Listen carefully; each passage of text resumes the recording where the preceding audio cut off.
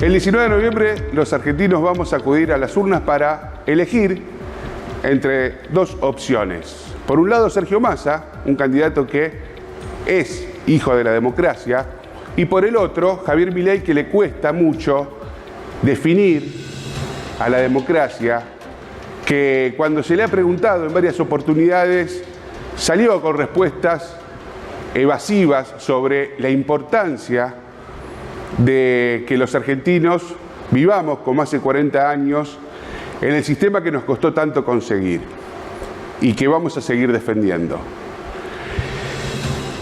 Un candidato que tiene en sus filas muchos cuadros políticos que defienden a la última dictadura militar.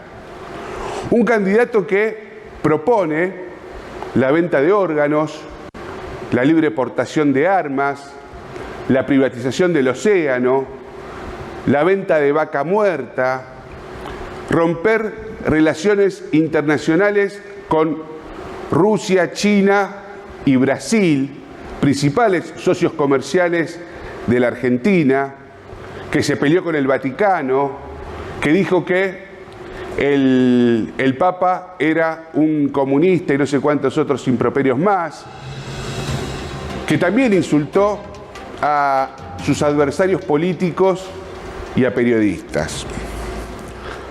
Todo eso, y mucho más, podríamos agregar a esta lista, lo hace a un candidato que no está en armonía con la democracia y hace que esta elección tenga esa particularidad histórica. Porque cuando se gritaba en el 2015, Macri, vos sos la dictadura, decíamos mucho, que no era un concepto que le cabiese a Mauricio Macri, al menos en ese momento. Hoy la democracia tiene enfrente a Javier Milei. Hoy tiene enfrente a un economista que en su armado político trajo a sectores que están reñidos con la democracia. Bueno, su candidata a vicepresidenta, Villarruel, hija de militar que estuvo sentenciado por no haber querido jurar por la Constitución, es una. Los Venegas Lynch son otros que apoyaron a la dictadura militar. Cecilia Pando, que manifestó también su apoyo. En fin, una serie de personajes que ahora se quieren hacer pasar por democráticos, pero siempre en su más íntimo deseo quieren que vuelva la dictadura militar. Quizá todos estos argumentos a mucha gente no los conmueva. Entonces vamos a algo práctico. Y les voy a hablar como rosarino, que está atravesando una ciudad con muchísimos problemas, sobre todo el tema de inseguridad. La inseguridad, los homicidios, causa del crimen organizado, de las mafias que operan en el territorio. Bueno, Javier Milei elogió a Al Capone, por ejemplo. Lo felicitó, dijo que era un héroe porque iba contra el Estado, porque logró sortear el ojo del Estado para poder vender de contrabando. Javier Milei defendió un contrabandista. Habría que hacer un paralelismo de si Javier Milei se anima en su honestidad que ha tenido en varios pasajes de la campaña, de decir que si alguno de los líderes narcos de Rosario son héroes también porque contravienen al Estado.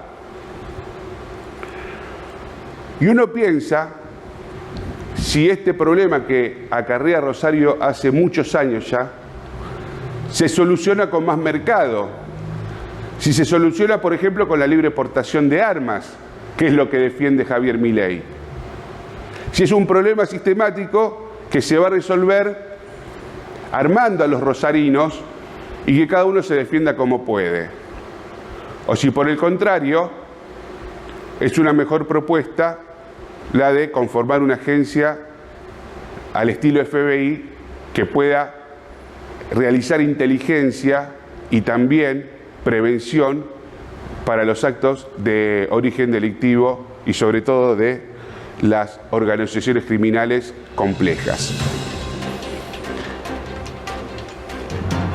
También propone, por ejemplo, que cada barrio, esto lo vimos esta semana, no estoy sacando archivos de hace años.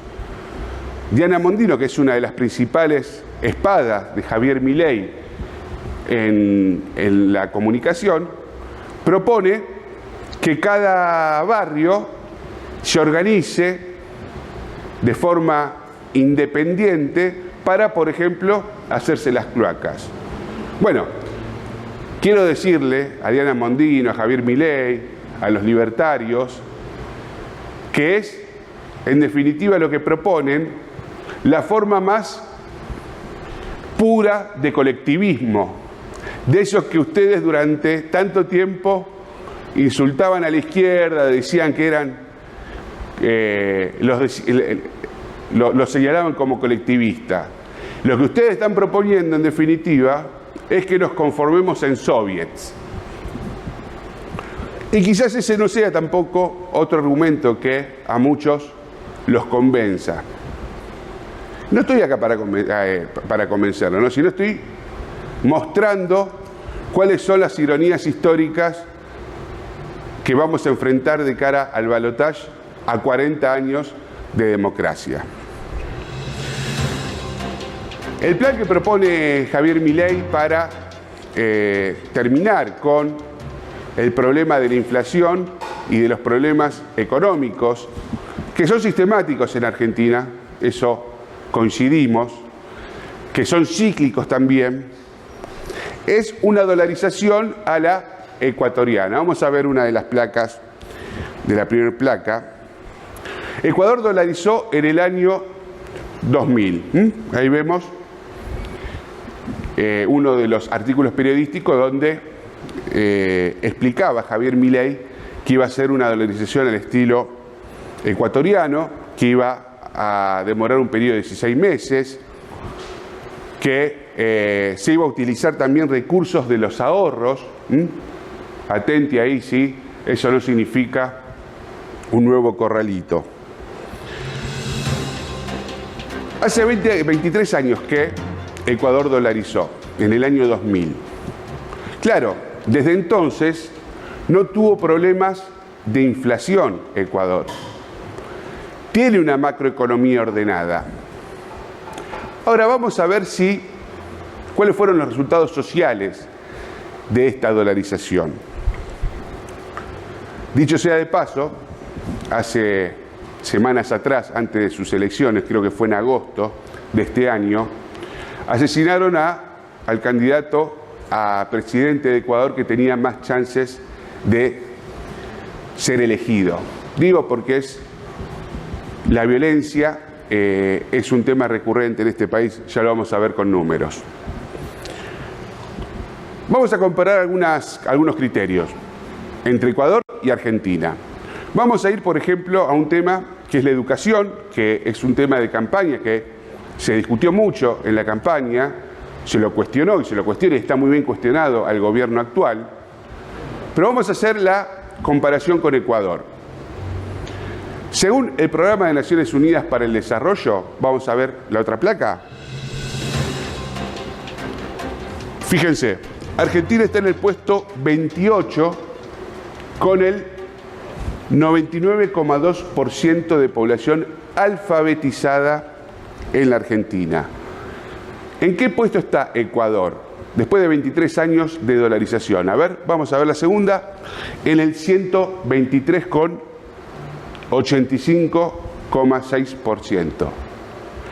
Casi 14 puntos de población alfabetizada de diferencia hay entre Ecuador y Argentina. Digo esto para los que se horrorizan, como yo, respecto a los malos resultados que tuvimos en Argentina en algunas evaluaciones internacionales como las PISA, etc. Desnutrición infantil.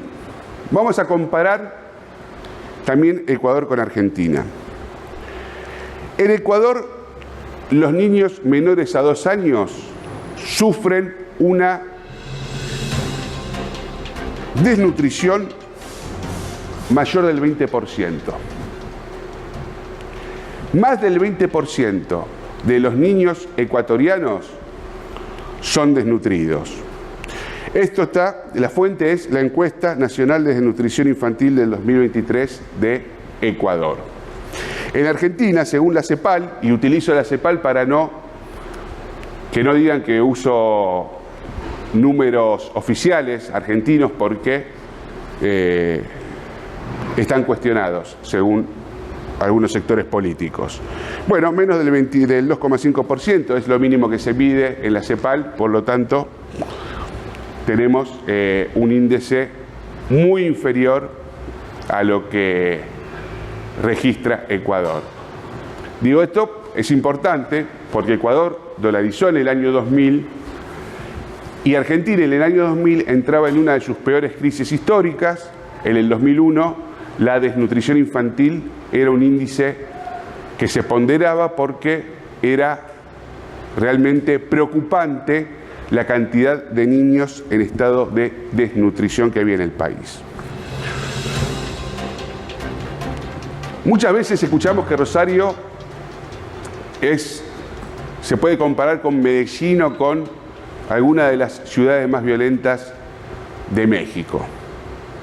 Vamos a ir a Ecuador. Ecuador no es el país más violento de América Latina.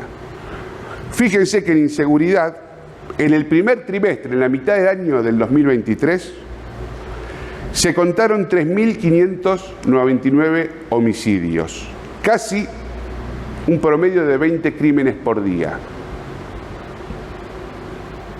Digo, no tenemos estos índices, ni siquiera en la ciudad de Rosario, que es la ciudad más violenta del país. Esto da un promedio de 40 homicidios cada 100.000 habitantes. En Argentina, pues estamos comparando países con países, tenemos 5 crímenes cada 100.000 habitantes. Son tasas, la verdad que totalmente incomparables, prácticamente por la diferencia abismal que hay. Claro, y uno dice, Ecuador, con la dolarización, logró una macroeconomía ordenada.